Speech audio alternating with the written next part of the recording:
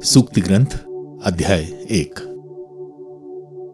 Israel के राजा दाऊद के पुत्र सुलेमान की सूक्तियां, जिसमें मनुष्य प्रज्ञा और अनुशासन ग्रहण करे, गंभीर वचनों का अर्थ समझे, संयमपूर्ण जीवन बिताने की शिक्षा, न्याय, कर्तव्य बोध और सच्चाई प्राप्त करे, भोले भाले लोगों की समझदारी और नवयुवकों को ज्ञान और विवेक मिले। ज्ञानी इन्हें सुनकर अपना ज्ञान बढ़ाए और विवेकी व्यवहार कुशल बने। वे कहावतों और दृष्टांतों का, मनीषियों की उक्तियों और पहेलियों का अर्थ समझे। प्रज्ञा का मूल स्रोत प्रभु पर श्रद्धा है, किंतु मूर्ख लोग प्रज्ञा और अनुशासन का तिरस्कार करते हैं। पुत्र, अपने पिता की शिक्षा पर ध्यान दो, अपनी माता की सीख अस्वीकार मत करो। यह मानो तुम्हारे सिर का सुंदर मुकुट होगा, तुम्हारे कंठ को सुशोभित करने वाली माला।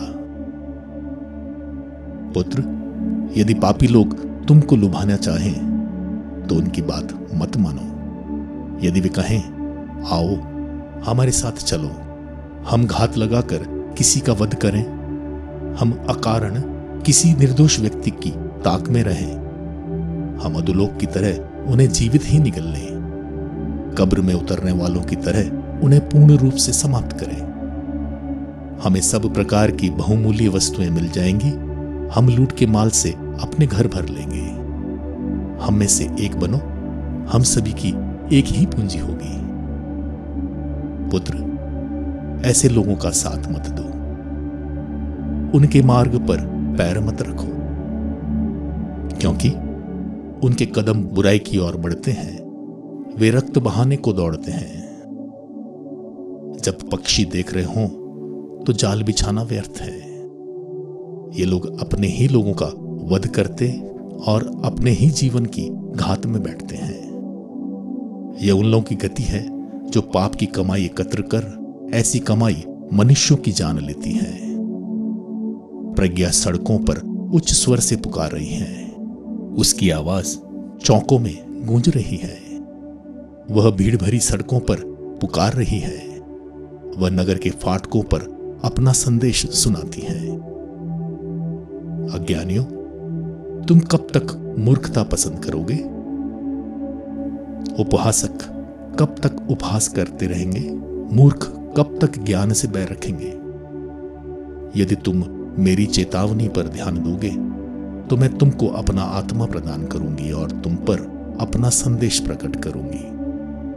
मैंने पुकारा और तुमने मुझे अस्वीकार किया, मैंने अपना हाथ पसारा और तुमने ध्यान नहीं दिया। तुमने मेरे परामर्श का तिरस्कार किया और मेरी चेतावनियां ठुकराई।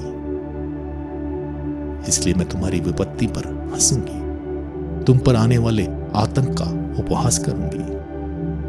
अब आतंक तुम पर आंधी की तरह छा जाएगा। जब विपत्ति बवंडर की तरह तुम पर टूट पड़ेगी, जब दुख और संकट तुमको अभिभूत करेंगे, तब वे मेरी दुहाई देंगे, किंतु मैं उत्तर नहीं दूंगी। वे मुझे खोजेंगे, किंतु मुझे नहीं पाएंगे। उन्होंने ज्ञान से बैर रखा और प्रभु की श्रद्धा नहीं चाही। उन्हें मेरा परामर्श पसंद नहीं आया, उन्होंने मेरी चेतावनी का तिरस्कार किया। इसलिए वे अपने आचरण का फल भोगेंगे, वे अपनी योजनाओं के परिणाम से तृप्त किए जाएंगे।